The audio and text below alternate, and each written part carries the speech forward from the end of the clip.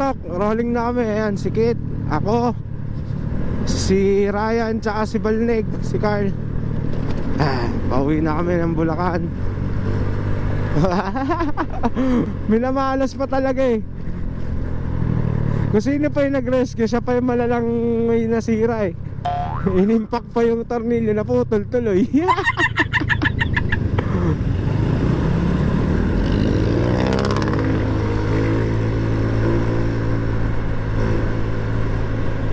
Naputol. Hadi imitasyon di. Devam edelim.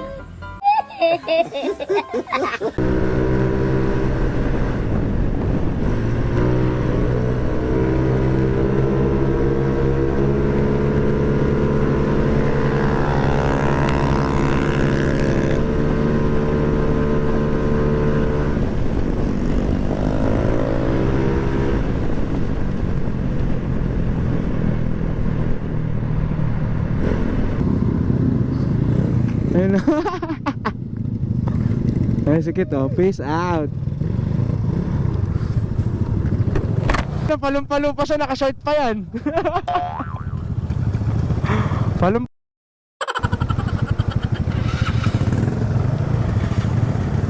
Baka magpawili ka pa. Tabi-tabi pa eh.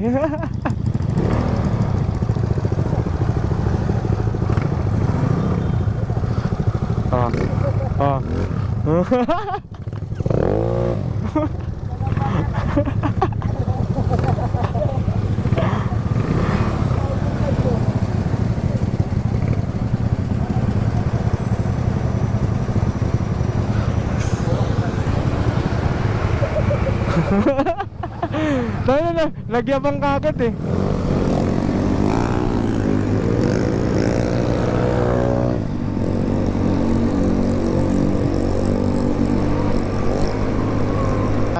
Na. Sa labang to, larang ilo, nakabante ko eh.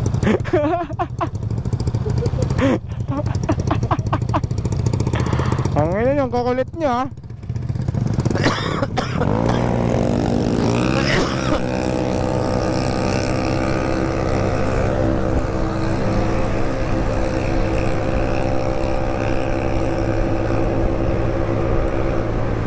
Ang kukulit ng puta.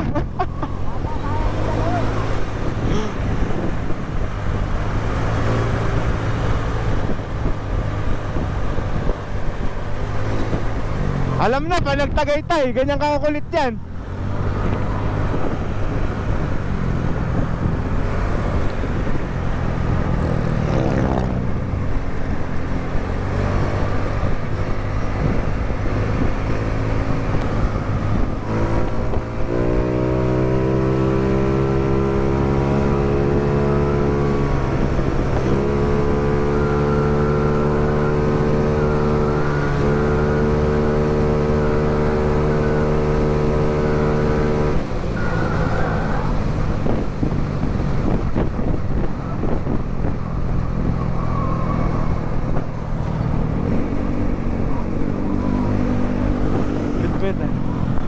Good boy lang, good boy.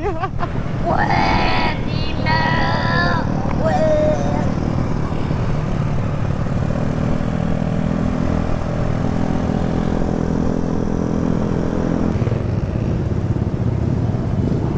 Basa. Basa. Pag may humataw dyan, sigurado.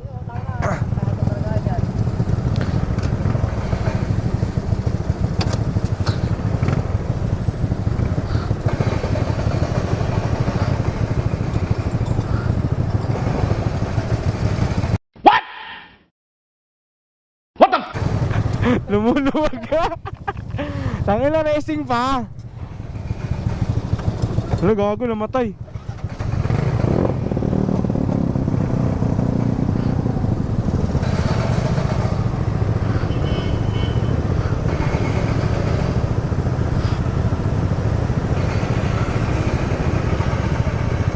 Hahataw yan. Dito. Hahataw yan, tingnan mo.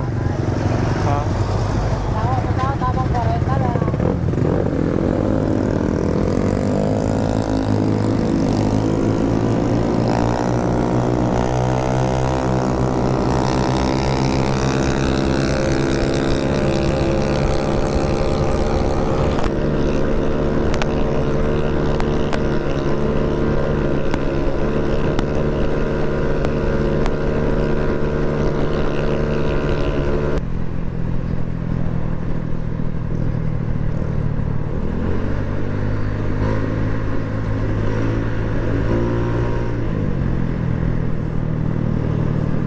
Ngayon naiwan na naman si Kyle. Ito nang itong mga to hataw eh. Alright mga katok, ngayon po is December 10. Saan tamang Tagaytay. Si Kit, si Balnig. Ha? May beke. Balnig tsaka si Ryan. Balikan lang din kami.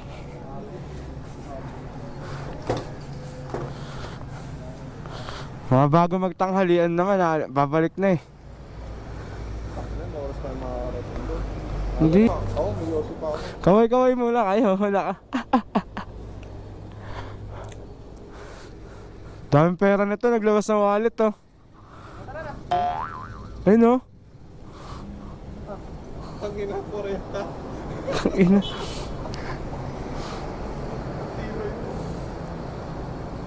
Full tank naman kagad sa 40. Samantala kami 200 plus, hayop.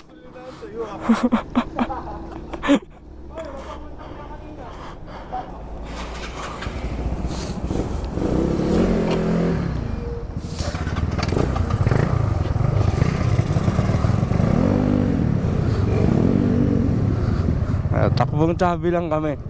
Hindi naman kami nakakataw eh. Alright mga katok, papunta kami ng Tagaytay. Ito kami sa entry ng Philippine Arena. Alright, rolling na kami. So mga matutulin to eh, mga naka big bulb. Tumantala sa akin all stock 59 all stock lang. Makakataw dito yan. Papasok na kami ng Philippine Arena. Update ko po kayo kung nasan na kami mamaya. Yeah boy. Hi. Sana makabiyahe kami ng maayos na walang aberya.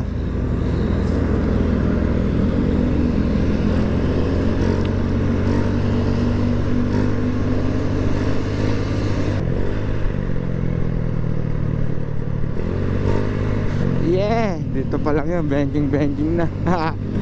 Sikit no, nasa likod ko kaagad. Diba, tutulin ng mga motor nila.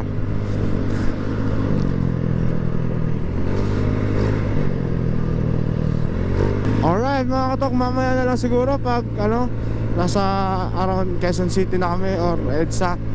Mag-EDSA kami kasi pag nag-Manila kami, layo pa lang iikutin namin pare-parehas eh. Siguro EDSA na lang. Tapos update ko kayo kung nasa na kami. Check na lang natin sa video. Alright. Sa mga magra-ride po ngayon, syempre doble ingat, ride safe. Yan. Tsaka suot ng mga helmet. Dapat condition ng mga motor. Yeah. Oh come on. Bye-bye. Yeah. Hindi kami natuloy ng Tagaytay mga katok. Pinuputing ako ngayon Happy New Year yung aking makina eh. Ay nako, gastos na naman to mga katok. Ay sikit to, nagpuputing sa akin ngayon sa side mirror. Si Ryan, ay si Balnig nasa likuran namin, mamaalalay din. Ay nako. Ito 2,000 yung biyahe namin Nakaset na to matagal na, kaso syempre kaming magtotropa may urong sulong talaga. Hindi rin may iwasan. Kaya ganun talaga. Ang daming kumbaga ang daming pumipigil sa amin nung December 5, yan si Kit, nirescue namin. Nagka-problema yung kanyang pulley. Tapos kung sino pa yung nag-rescue, siya pa yung nasiraan, nalaglagan ng tambutso, putulan ng tambutso. Tapos sunod, yun nga, may maraming pumipigil din. Kasi nga, usapan, kami lang talaga. Tapos yun, ganito nangyari. Kanina, paalis kami ng 3 o'clock. Ang problema naman, unang problema, yung napansin namin is yung hindi nakapaglagay ng side mirror si Carl. Sunod, checkpoint, Although nakalusot naman kami lahat. Pangatlo, yung gulong ni Kit sumabog. Napabili siya nang wala sa oras.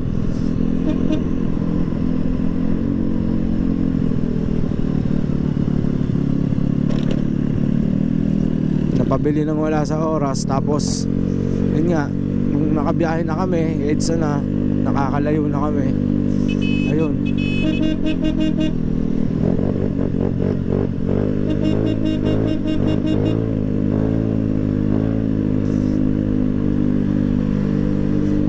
Nagkaroon pa kami ng ano, yun nga,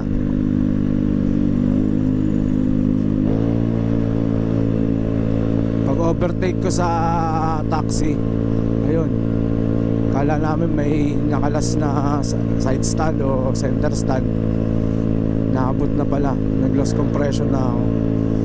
Pero sana barbula lang tsaka piston, wala sanang tama yung aking block. Pero duda ako wala naman tama.